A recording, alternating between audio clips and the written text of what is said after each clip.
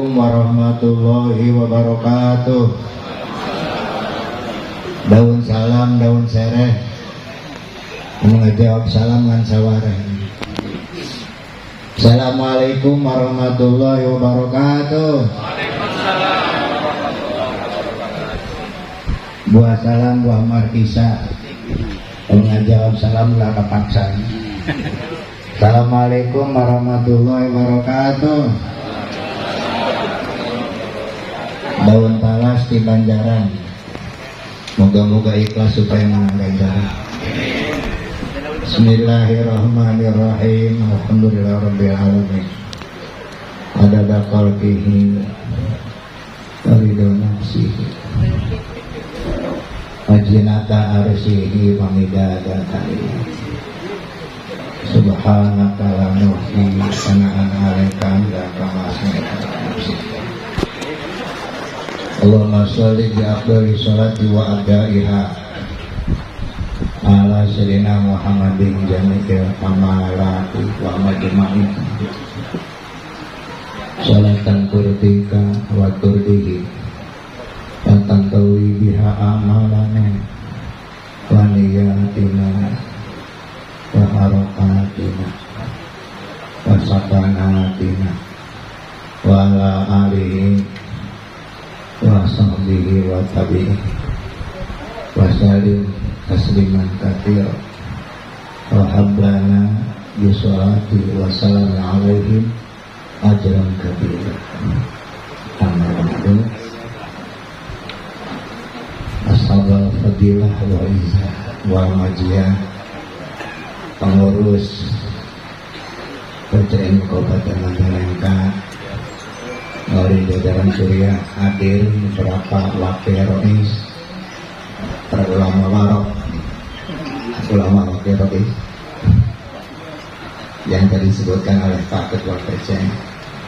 Kemudian Hatib juga hadir dan dikudratilah kita bareng nabung tadi Habib Kamajid, Pak Hatib Kamajid, kita buka setahun. Terus kita wakil Hatib, wakil khusus, wakil Hatib, atau wakil Hatib yang menjadi seribu baik.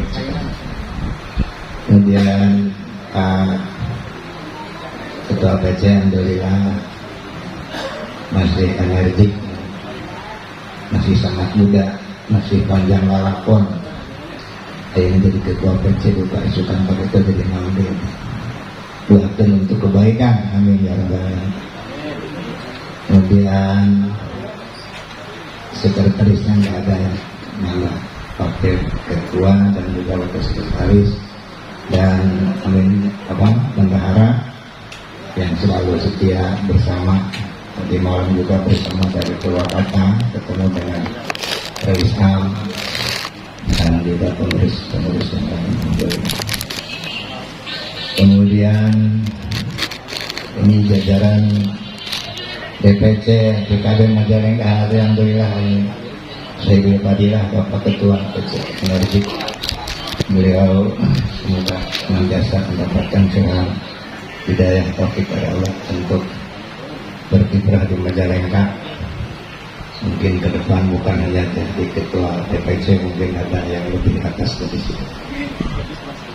Kemudian Oki selaku sepuh di Jati 7 dan juga Dewan Suro PKB Aminus Sunduk, Pak Seniman Sunduk Jatwan ini alhamdulillah hadir, yang punya terobosan untuk menggali dana ya beliau.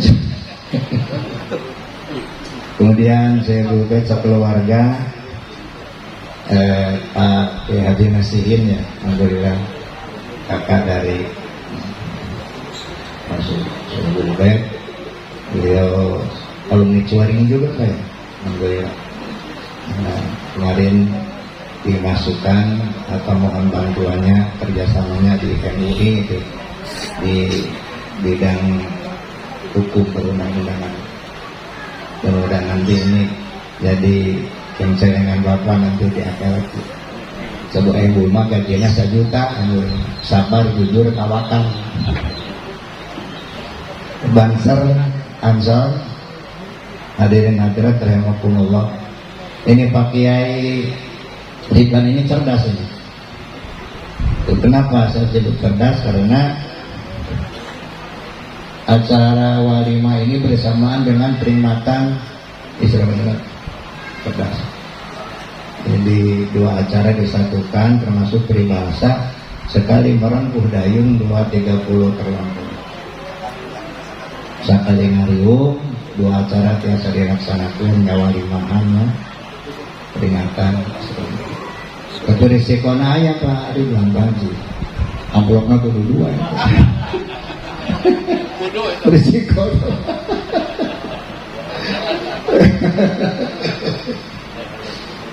Jadi saya ini ingin mencoba meramu materi yang ada walimahnya, yang ada Isra Mi'rajnya.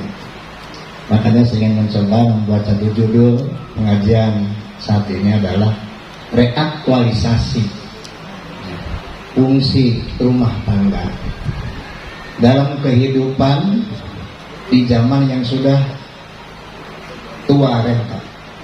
Ulangi, reaktualisasi fungsi keluarga dalam kehidupan di zaman yang sudah tua renta.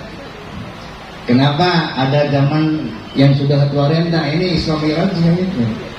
Sebab dalam kitab Bainama ya, ini tulis oleh Imam Najmuddin Al-Ghaiti, disitu dijelaskan wasaro faidan dua bi ajuzin ala janitil pori.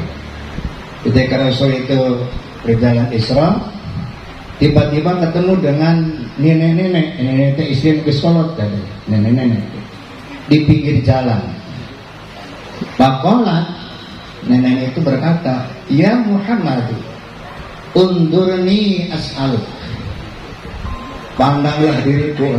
Kanjeng ini kanjeng itu, pandanglah diriku, aku akan bertanya kepadamu. Palam ya tapi dia Rasulullah tidak menoleh, tengah dia kelekasan kau menempok. Sudah ini surti tadi. Nah, kemudian waqala man hadihi ya Jibril. Siapa ini Jibril? Qala malaikat Jibril berkata, innahu lam yabqa min umuri dunya illa ma baqiya min umuri hadhil ajuz.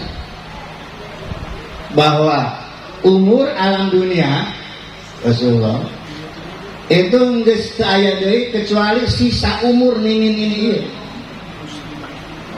Jadi 1400 tahun yang lalu, 1450 tahun yang lalu, ieu alam dunia teh geus jiga nini-nini.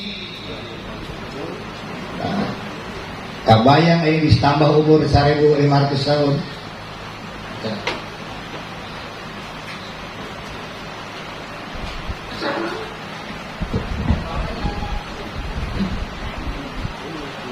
Begitu. Oleh karena itu, lamun geus usia ini meureun geus linglung ayeuna teh. Maka loba kejadian-kejadian anu ararange anu linglung teh ari buka puasa nyebutkeun anun cenah amis ditampelkeun kana sahur da lain anun mah kolek ditampelkeun kana sangu ya amis punten Pak Kuwu ya Kuwu pinter ibu punten Pak Kuwu jajaran pemerintah desa punten begitu.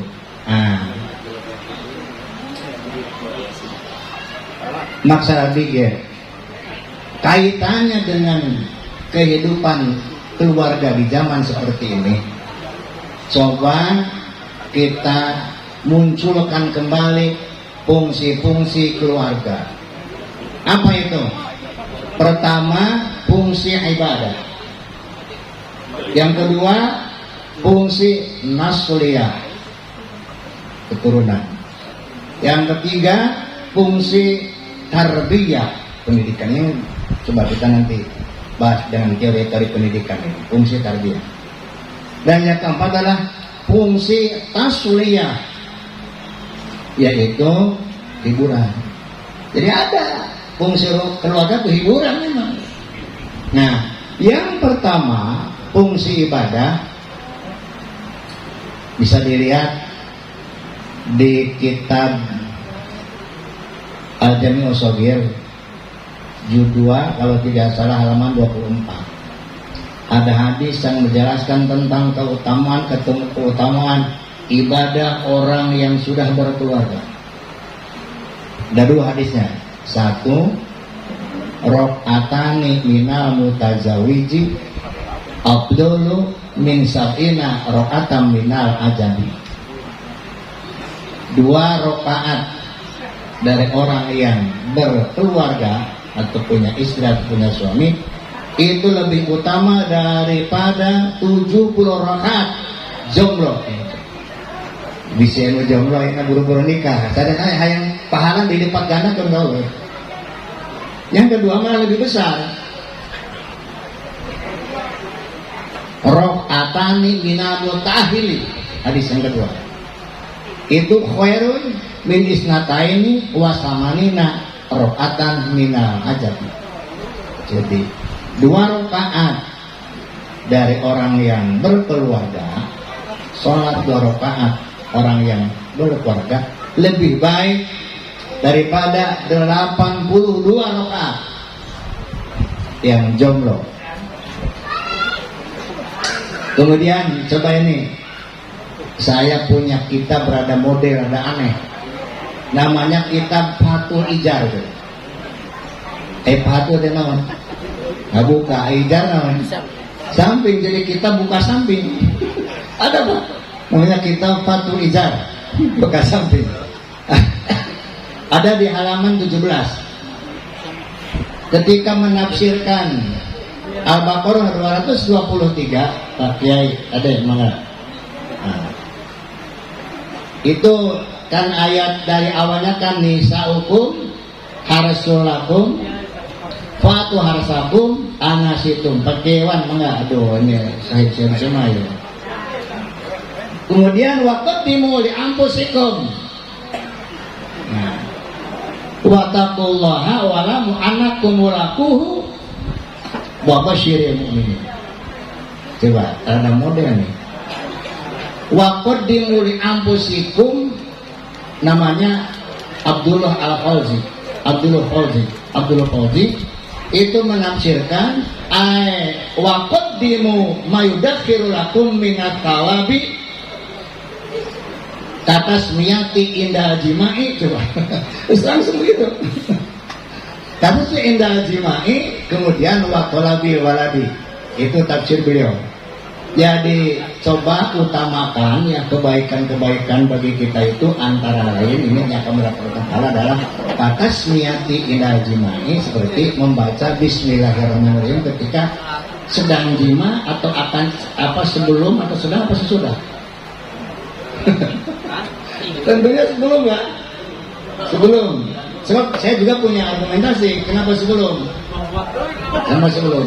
Sebab di halaman 18 kitab Fathul Ijar itu ada beberapa bacaan gitu.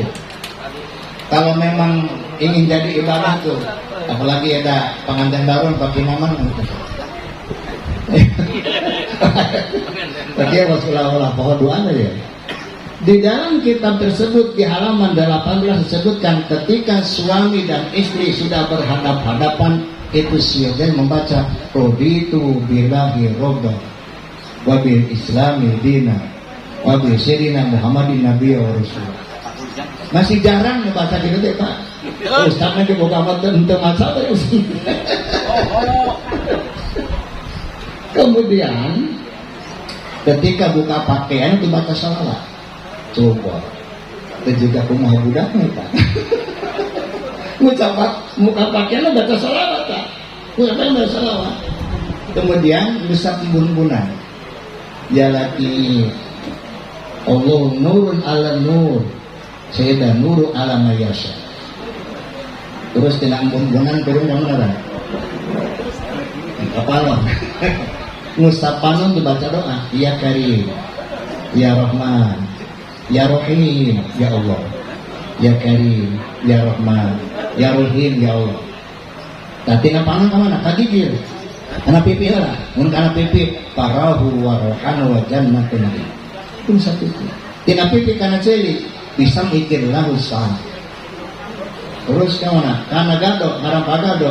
Allahu nurus samawati wal ard. Tina gado turun karena behem. Nur habibil iman min ibadika sholihin. Tina behem turun karena dada. Ya hayu ya qayyum, ya hayu ya qayyum. Pemajikannya keterangan ngadu aja pemajikannya tanya hayu, orang ngadu ada ke suami. Kemudian membaca ta'ud didapat 3 kali. Ini seperti yang tadi, mata bismillah 21 kali. Kemudian baca kulhu 3 kali. Baca al-falaq 1 kali. Baca surat an-nas 1 kali. Baca ayat kursi 1 kali, kemudian baca doa yang diajarkan oleh Rasulullah SAW. Allahumma janibna syaitona wa janibi syaitona ma rozaqtana. Itu dijamin oleh hadis, nanti anaknya tidak akan digoda oleh setan, akan kuat dari godaan setan. Digoda nggak digoda, dengan kuat tahan. Nah, ayat itu kira-kira dijadi 7 tak? Langsung baik. Sakit itu tak baca nanti istong panjang-panjang sakit itu bah. Bahkan Imam Ghazali panuntung aja baca takbir. Jadi setelah Allah Akbar itu, tapi takbir lah tarik. Oh masa tak Allah Akbar. Kata takbir dengan kemertuan yang berurutan begitu. Itu yang pertama, fungsi ibadah. Dan referensinya dari Al-Baqarah 223, ada kitab Fathul Ijar di halaman 17 dan halaman 18. Yang kedua, fungsi nasliyah, keturunan. Yang saya baca di Al-Quran, tipe anak itu ada 4 macam. 1, anak itu fitnah, cobaan, ujian, ngaririwuh mereka kelutnya. Wa'lamu anama amwalukum wa auladukum fitnah. Kakanu periode mah ibadah mantap di kapat ya. Putara kesuka menjadi fitnah bagi. Ya putara apa kena dia udah putaran nomor 4 ya. Tipe nomor 4. Qurrata ayun. Ini yang pertama fitnah. Yang kedua malah musuh. Ayah anak mengamusuhan kepada orang tua. Inna min azwajikum wa auladikum adwalakum. Sesungguhnya sebagian dari istrimu dan anak-anakmu malah jadi musuh. Ayah orang tua anu dibunuh ke anaknya. Apakah anak itu dalam etika, dalam aturan hukum, apakah anak pantas membunuh orang tua?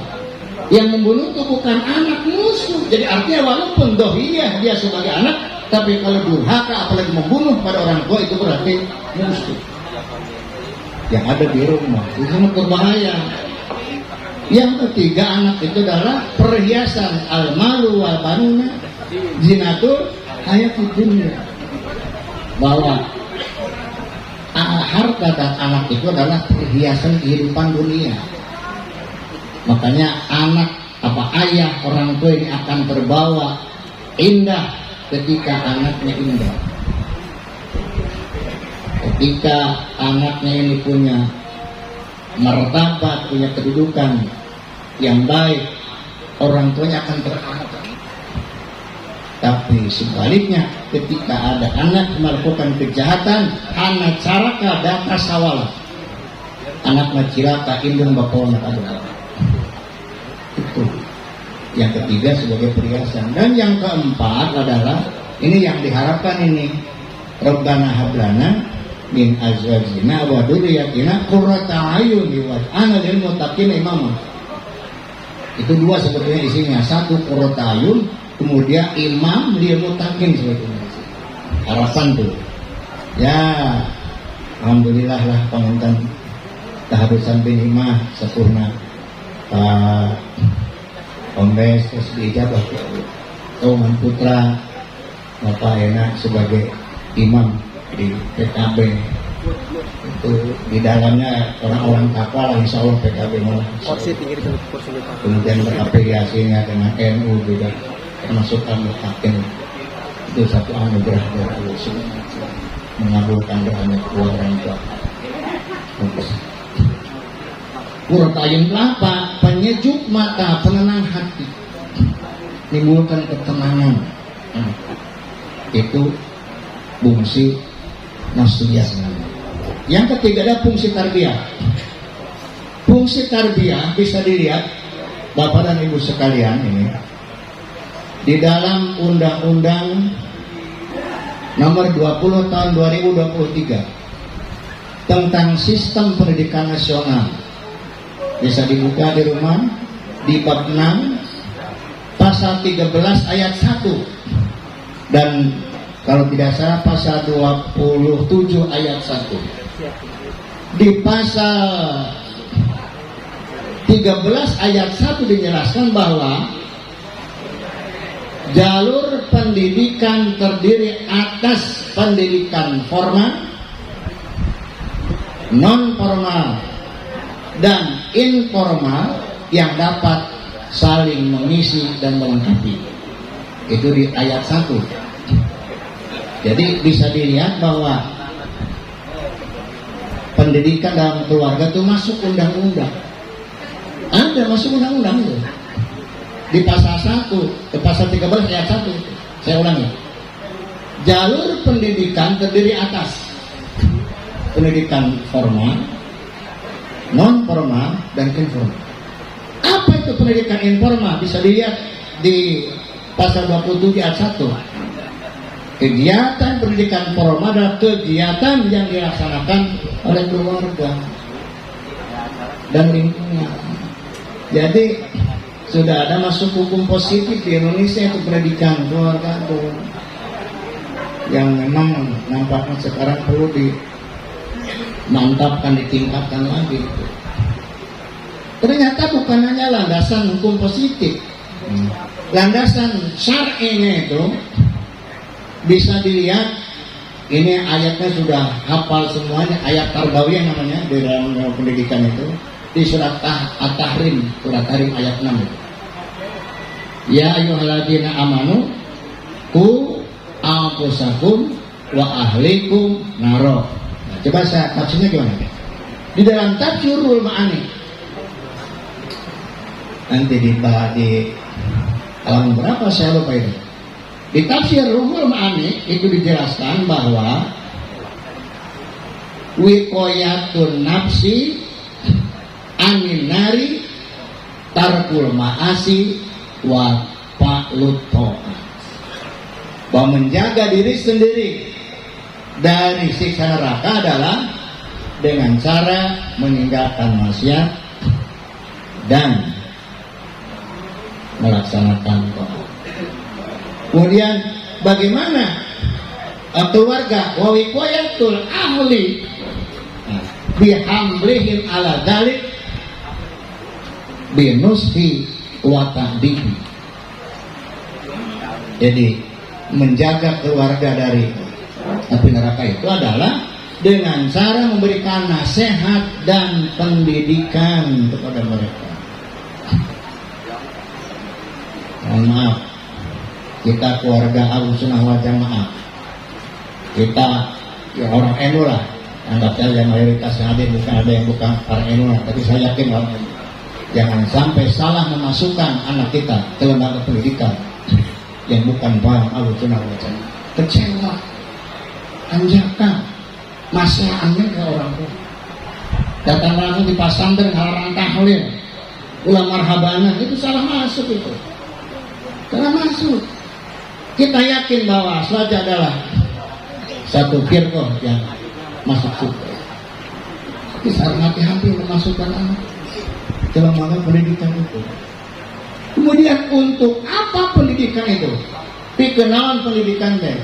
Nah, ini harus dari pakar. Saya membaca salah satu makalah yang ditulis oleh Profesor Dr. Dedi Nandika. Beliau pernah menjabat di Kementerian Pendidikan Nasional yang membidangi sumber daya manusia. Ternyata pendidikan itu diharapkan untuk mewujudkan anak didik yang memiliki 6 hak. 1, hati. Yang kedua, head, kepala. Yang ketiga, hand, tangan. Yang keempat, heart, kesehatan. Yang kelima, humanity, kemanusiaan. Yang keenam, heritage, warisan. Itu harapannya seperti itu. Kalau dalam teori pendidikan itu, anak kita kira-kira seperti itu. Coba. Yang pertama, hati. Heart itu hati. Anak kita memiliki hati yang ada iman. Syukur-syukur kalau imannya itu, cahaya itu masuk kepada hati, namanya sudah ihsan. Bisa dilihat di dalam kitab Al-Hikam. Coba siapa yang biasa ngaji hikam itu? Kalau tidak salah di hikam saya itu di kata-kata hikmah nomor 217 itu. Anwarul udina laha fil wusuli wa anwarul udina laha fidukuli. Ada cahaya yang diizinkan oleh Allah itu nempel sampai kepada hati. Jadi nempel karena itu masuk gitu. Cahaya Allah hanya nempel di hati, tidak masuk. Tapi ada juga wa anwarun udina laha fidukuli. Ada cahaya Allah yang diizinkan langsung masuk kepada hati manusia. Atau dengan kata lain, aya jami-jami yang hidup di alam dunia anu katempelan ku iman, anu kaasupan ku iman. Aya di anu teu katempelan-tempelan apa. Ku iman dulu. Coba saya lihat di sarangnya itu ternyata Pak Anwarul laki udinalah fil usul fahiya anwarul iman. Wa amal anwar alati udinalah fil duhur fahiya anwarul ihsan. Di hati apa cahaya Allah yang diizinkan Allah nempel di hati kita adalah cahaya iman. Tapi kalau sudah masuk ke dalam hati namanya nurul ihsan, cahaya ihsan. Ada indikatornya. Kalau orang ditempeli oleh iman, itu tandanya antara lain tarohu tarotan ma'adunya wa tarotan ma'akhirat. Cakapeung sok ngurus dunia, sok ngurus akhirat. Eta geus katempelan teh mah eta urang teh. Tah, urang mah mun isuk subuh, tah subuh kan ke sawah. Orang iman begitu. Itu kayak lohor, urangnya lohor lah. Lamun urang lohor berarti iman, mun teu lohor berarti iman eta. Saya eueuh deui, tenang deui. Begitu. Coba. Wataratan mahad di nafsi. Satu waktu urusan pribadi nah. Ya makan, ya minum, ya jalan-jalan lah gitu. Jalan-jalan kadang-kadang tahun baruan ke balik gitu. Tapi marina kawali 7. Di balik ya wali ya 7 walina. Lengkapan teh kutek. Bagian batur perempuan. Acan abdi mah pada kapan teh kutek istighfar bae. Syukur itu. Syukur istighfar bae. Begitu Pak. Jadi itu kemudian yang berikutnya watarotan ma'al goplati watarotan ma'al yakdoti. Itu ciri cahaya Allah baru masuk ke babur nempel. Sewaktu-waktu goplah gaplah atau goplah sewaktu-waktu goplah sokoh sewaktu-waktu yakdo ingat.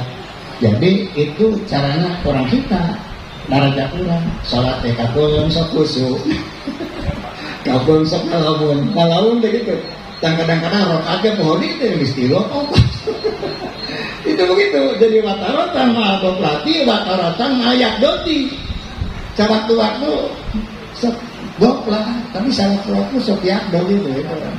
Coba ya lamun eta cahaya geus masuk kana hate jadi cahaya ihsan maka la tarahu ila ma'arobi wasal darajat urang eta acan kadinya jamaah anu cahaya yang geus masuk kana hate la tarahu ila ma'arobihi teu pernah katingali ku anjeun eta jama kecuali beurang peuting isuk sore teh jeung Allah bae. Ya Allah bae. Ya, saja. Masya Allah. La yusgilu hududud dunya wala hududul akhirah. Geus kita sibuk deui urusan akhirat teh. Komo urusan akhirat teh sugan salat dua hayang beungat henteu. Sugan salat dua hayang asup ka surga henteu. Duha mah duha ibadah ka Allah eta mah. Urusan diberi beungat kumaha Allah. Urusan diasupkeun ka surga kumaha Allah. Itu orang yang sudah cahaya masuk ke hati. La yuskilu hududud dunya wala hududul akhirah. Jadi lamun anu nanyakeun kana ieu bacaan naon tasiat eta teh tentang kana asupan hati teh mesti nyampaikan. Anu nguruskeun kasiat-kasiat teh kakarakat tempelan keneh teh mun teh asupan hati. Lamun ngalaksanakeun maca surat Waqiah 41 balik eta tasiatna jadi beunghar teh. Eta darajat eta cenah darajat pisan eta. Jadi kakarek nempel ke sana dina hati encan asup coba ya gaiban an nafsihi wa hadira ma'rubi itu puncak manehanana senantiasa jauh dari dirinya goib dari dirinya tapi hadir dengan Tuhan. Waduh luar biasa ya lu gitu dewa. Aduh, urang tingkat lono balik kutub pun kena duka karina cecena eta pakuna alam dunya teh. Urang kudu caket sareng jama-jama anu tadi teh Pak. Caket mungkin doana, mungkin bimbinganana eta mah hijabna geus tembus. Hijabna geus aya pan aya tiap jam teh gaduh keneh hijab antara urang jeung Allah teh. Aya anu ibadah nageto eta hijab buki ipis sampai kenta tembus hijab teh geus aya hijab sareng Allah teh sacidung mah tuh sausatnya teh aya abdi mah hijabna teh kandel keneh duka sabaraha meter jadi nenggara ngadu apa bacaan teh gitu dah halangan wae teh hijab teh Masya Allah ini deh ya bagaimana Isra Mi'raj teh saya baca Pak orang sholat ayat 3 kelas jangan sholat 3 kelas ini dina repotna abdi anamina sholat al-akhyar itu sholat orang-orang pilihan. Kedua ada sholat al-abror sholatnya orang-orang yang baik. Yang ketiga yang paling tinggi adalah sholat as-sakar. Aya indikatornya teh kahiji sholat al-akhyar kahiji nyaeta waktu fadilah as-sholat fi awali waktu itu cirina sholatna orang-orang al-akhyar waktu dia sholat fadilah sholat awal waktu jadi lamun bersibuk naon baik asup ke rapat lamun aya adan lain disekor eureun bener terus wudu itu sholatna orang-orang al-akhyar mudah waktu fadilah sholat akhir begitu. Yang kedua adalah cirinya sholat al-akhir itu adalah husnul qiraah, benar bacaannya, Fatihahnya benar, tahiyat soal bacaan tahiyatnya benar. Untuk pariri aya kana budu aya kana sain henteu leungit tasdid kan bisa leungit tasdid ke robah manana. Lamun aya kana budu make tasdid nu ka Gusti Agung mah, lamun aya kana budu tasdid kana cahaya palampoe kuringnya mah itu bahaya itu. Leungit tasdid itu da usang si manana ieu. Yang ketiganya tartibul arkan rukun-rukunna berpengi mereka opatna hudurul qalbi hadir hatena. Jadi ketika sholat bukan hanya jasmani tapi rohani juga ikut sholat. Itu sholatnya al-akhyar. Kemudian yang kedua sholat al-abrar. Yang pertama adalah fahmu manakirah, yang dibaca bukan bagus saja tapi tahu artinya. Tinggal baca Allah Akbar dan Assalamualaikum secara rinci terang artinya. Fahmu manakirah. Yang kedua, dalam hati meyakini innahu yaraka, Allah melihat diri. Jadi ketika sholat itu merasakan dilihat oleh Allah, diperhatikan dan dimonitor oleh Allah. Itu sholatnya sholat al-abrar. Ketiga, ada rasa haibah ajrih ketika sholat itu. Yang keempatnya at-ta'dim, mengagungkan Allah. Yang puncak ini bukairah orang berde sampai ke dia adalah sholatnya kelompok as-satar. Kelompok as-satar itu ketika sholat atajudu amma siwallah, dia sepi tina salian Allah, dengan Allah wungkul, diri sendiri juga sudah tidak tahu Allah ya Allah. Atajudu amma siwallah. Yang keduanya adalah merasakan bahwa ka'anak hataro, anda seperti dengar Allah. Yang ketiga, ini bagi orang tertentu ketika sholat as-su'udu ilal malakut, namun sholatnya roh naik ke alam malakut, dari alam mulki ke alam malakut. Ini yang disebut dengan as-sholatu mi'rajul mu'minin. Sholat itu adalah mi'rajnya orang mukmin. Ternyata tidak semua sholat bisa seperti itu. Hanya sholat orang-orang as-satar yang bisa membuktikan bahwa as-sholatu mi'rajul mu'min, sholat mi'rajnya orang mukmin. Sebelum kepada makom as-satar tidak bisa mi'raj ke sholatnya. Nah, yang keempat cirinya sholat orang as-satar adalah al-ladzat, nikmat. Sholat itu nikmat, tidak ada nikmat yang melebihi nikmatnya sholat. Itu sholatnya kelompok as-satar. Bagi mereka itu lamun hayang sholat duhur tuh, hayang merasakan mana duhur, merasakan dulu nikmatnya sholat sebelum duhur. Naon be sholat dan nikmat sholatnya. Dan ketika sholat itu orang tersebut berlama-lama sholatnya. Makanya jangan aneh kalau mau as-satar sholat itu, lamun sholat subuh make wudu sholat isya.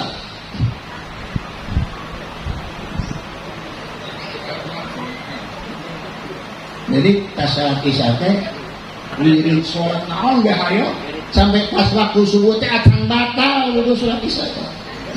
Langsung sholat subuh teh wudu sholat isya. Itu kelompok as-satar berarti itu sehari sapu putih.